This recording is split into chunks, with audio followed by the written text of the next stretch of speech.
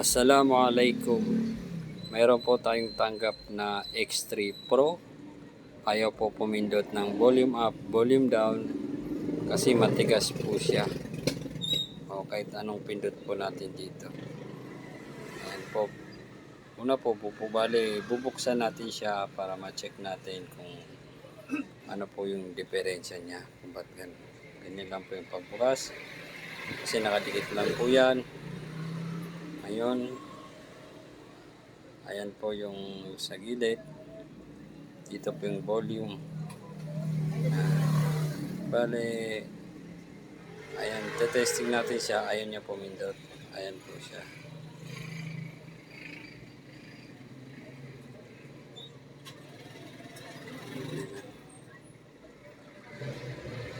Ngayon, kailangan natin siyang buksan para safe po yung safe yung pagtanggal natin ng cover ng volume. May nakalagay po kasing rubber dyan sa volume sa gilid. Yun po yung nagsisilbing lock niya. Bali, tatanggalin lang po natin itong takip para safe. Ganyan lang po ang pagtanggal niya. Tatanggalin mo na lahat ng tornilyo.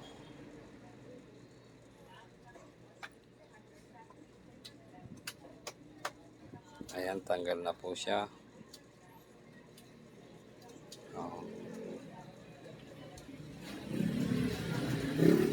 Bale, gagamit po tayo ng cutter para matanggal yung rubber. Ingatan po natin yung flex, baka maputol ng cutter. Pwede rin pong tweezer. Pero sa akin po, cutter ang ginamit ko kasi mas manipis yung cutter. Ayan po, yung rubber na lock ng volume. Ayan, makikita po natin sa loob yung switch. Ayan po yung volume up, volume down na switch. Ito po siya. Nandiyan po siya sa ilalim sa loob.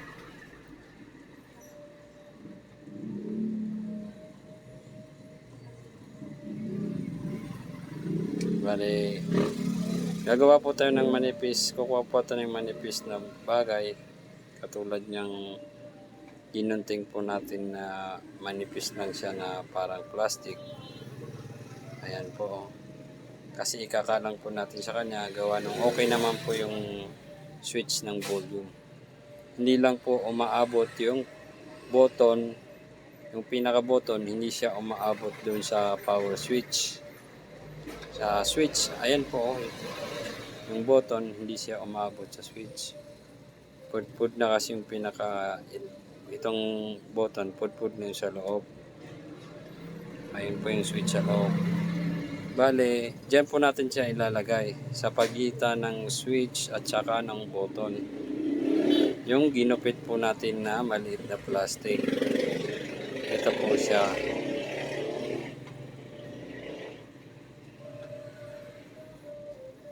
Gamit po tayo na tweezer para may kabit natin ng maayos. Ayan. Kailangan po natin siyang i-shoot. May shoot. Bale, itong video na po ito, mga pinast forward ko po ito kasi yung pagkakabit ko dito ng plastic na yung manipis na plastic na kinabit ko ay kailangan ko pa pong i-timing yan. Di mo na po kailangan tanggalin yung power button. Yung button, pati yung switch. Ayan, isisiksik mo lang po yan.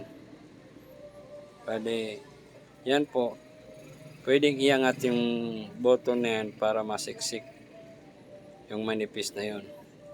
Yan. Tinetesting ko muna siya.